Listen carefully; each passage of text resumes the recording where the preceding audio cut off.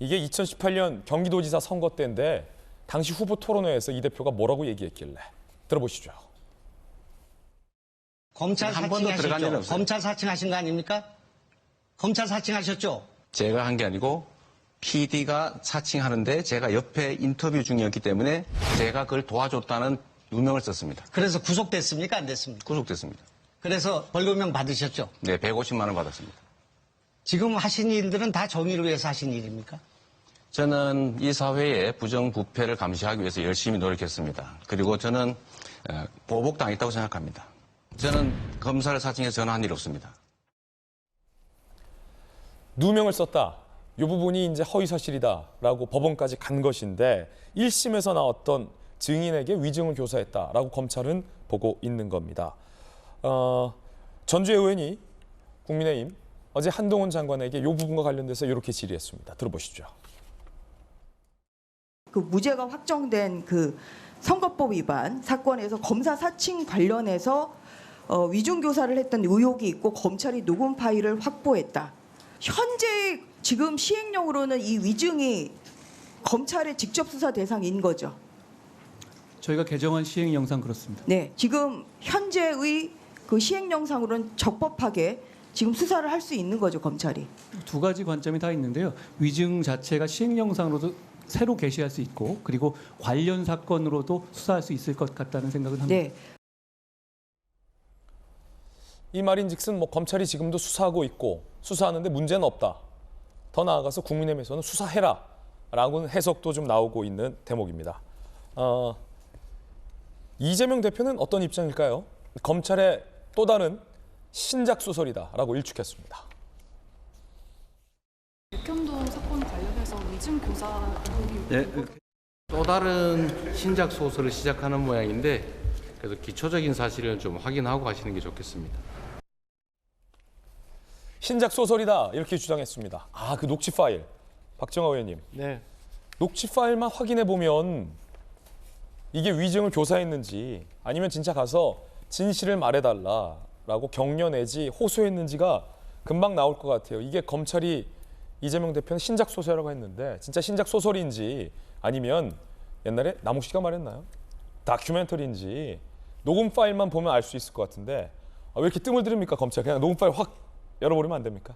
그건 이제 중요한, 그러니까 검찰이 최근 보면은 이재명 대표 측에서는 뭐 실질적인 증거가 없다, 그 괜히 정치 공세한다, 검찰의 공소장 봐도 뭐 특별한 게 없다라고 얘기하는데 문제는 뭐냐면 이재명 대표도 그렇고 거기에 핵심적으로 등장하고 있는 김용, 정진상, 김만배 등까지 포함해서 입을 아직 안 열고 있잖아요. 안 열고 있으니까 검찰에서는 중요한 증거를 가려놓을 수밖에 없어요. 지금 얘기하는 것도 검찰은 이미 다 확인을 했고 충분한 정황 증거를 그다음에 직접적인 증거를 확인했을 거고 영장실질심사를 검토했던 재판부도 보고 있었을 거예요. 저는 재판 과정에서 분명히 나올 텐데 검찰 그다음에 영장 전담 판사 그리고 이재명 대표는 알고 있는 이 사실에 대해서 저는 뭐 재판 과정에서 충분히 나오리라고 보고 아무리 봐도 석연치 않잖아요. 2002년 당시에 다른 진영에 있어서 직접적인 그 전화를 받았고 그에 따라서 진술했던 사람이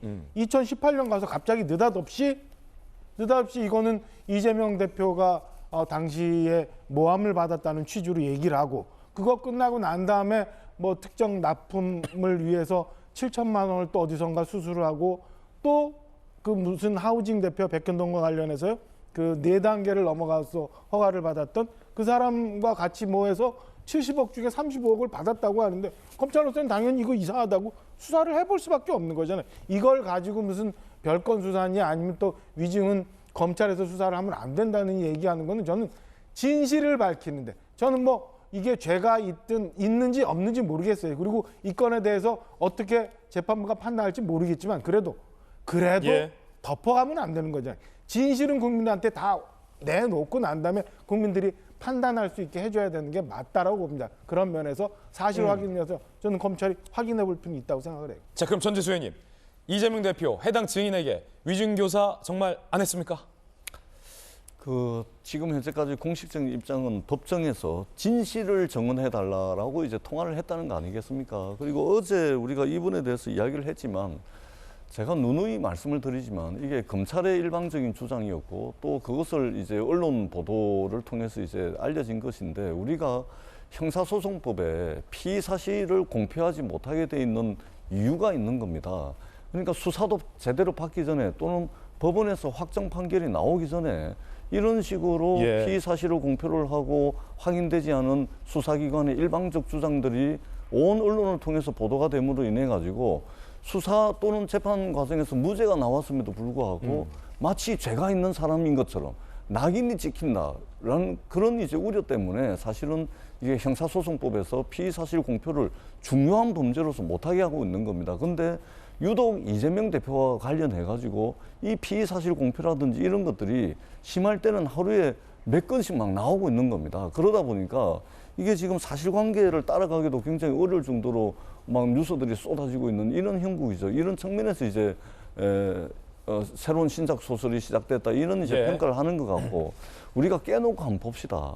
수사 기간이라든지 수사 규모라든지 또는 수사 건수라든지 이 모든 것들을 아우르는 수사 총량이라는 측면에서 보자면 여러 수백 군데를 압수수색하고 있는 거 아닙니까? 검사와 검찰 수사관 그다음에 지원 인력까지 다 합하면은 여러 수백 명을 동원을 해가지고 1년은 넘게 지금 수사를 하고 있는데 제가 볼 때는 검찰이 이재명 대표를 구속시킬 때까지 아마 수사를 하는 것 같아요. 누가 보더라도 객관적으로 그렇지 않습니까? 같은 혐의를 받고 있는 사람에 대해서는 이 정도 수사합니까? 그렇기 때문에 수사의 어떤 형식 차원에서 적어도 어떤 형식의 공정성을 좀 갖춰줘야 되는데 이건 좀 해도 좀 너무하다. 당연히 죄가 있으면 벌을 받아야 되죠. 혐의가 있으면 수사를 받아야 됩니다. 그러나 적어도 기준과 잣대는 예. 공정하고 동일한 잣대가 적용돼야 된다라는 말씀을 꼭 좀 드리고 싶습니다. 위증교사 안 했다라는 이재명 대표 측 입장 다시 한번 확인해 주셨고요. 중요한 질문, 검찰 출신의 김광선 변호사님. 김 변호사님께 드리려고 아껴둔 질문이 하나 있어요.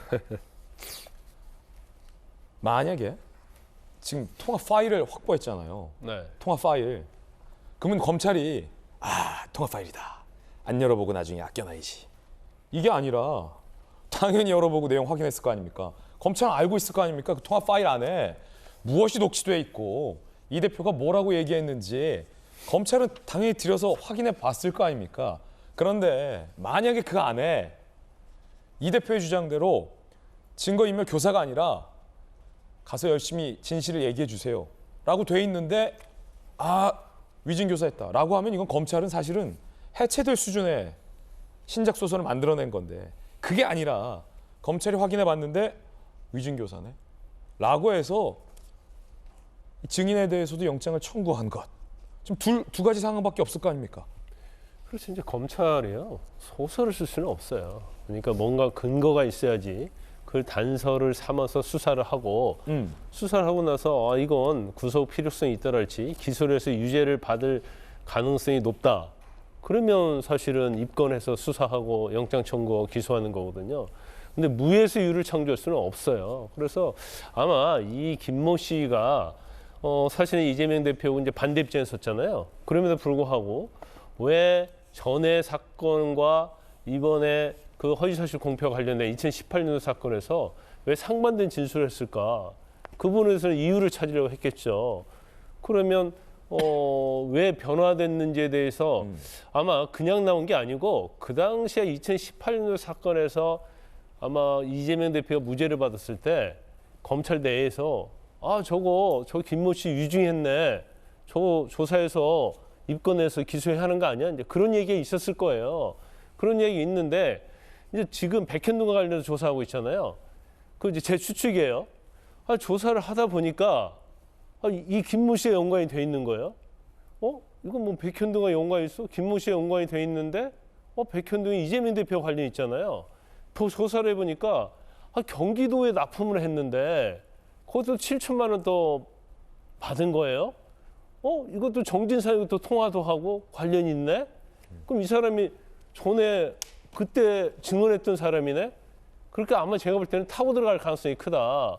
그래서 그러면 그때 유증을 해준 대가로 이렇게 받은 것이 아닐까라고 검찰이 수사를 하다가 아마 유증에 대해서도 단서를 잡은 것 같아요. 그래서 그런데 또 중요한 부분이 있죠. 2018년도 사건이잖아요. 그러면 아마 이 김모 씨가 이재명 대표 통화를 하면서 녹취했을 가능성이 크죠. 왜 녹취를 했을까? 단순히 증언 좀 가서 사실을 얘기해 주세요라고 얘기했다고 한다면 녹취할 이유가 없을 거 아니에요. 그러면 이제 모르겠어요. 이제 녹취를 안 했는데 자동으로 녹취가 돼서 검찰이 그걸 찾아냈는지 아니면 이 김모 씨가 녹취된 내용을 검찰에 제출했는지는 모르겠어요. 그런데 검찰 입장에서 보면 유증이 있고 이전부터 백현동과 관련이 있었고 그 다음에 또 경기도에 납품을 해서 또 7천만 원 상당 또 가져갔단 말이에요. 그러면 이게 어느 정도 하나의 연결고리가 있지 않느냐 이제 그런 생각을 할 수 있고 또 이 녹취를 보니까 유증과 관련해서 교사했을 가능성이 크다 이런 판단을 했기 때문에 영장이 청구한 거지. 이렇게 유증과 관련된 증거 전혀 없는데 법원 입장에서 딱 보는데 뭔 증거가 있어서 유증을 넣었지? 이렇게 영장을 청구하지 않죠. 그렇군요. 그러니까 그 판단에 관한 문제는 있지만 무에서 유를 창조하지는 않았을 것이다 이렇게 봅니다. 자, 이재명 대표 측의 입장과 또 이번엔 검찰 측의 입장 나란히 들어봤습니다.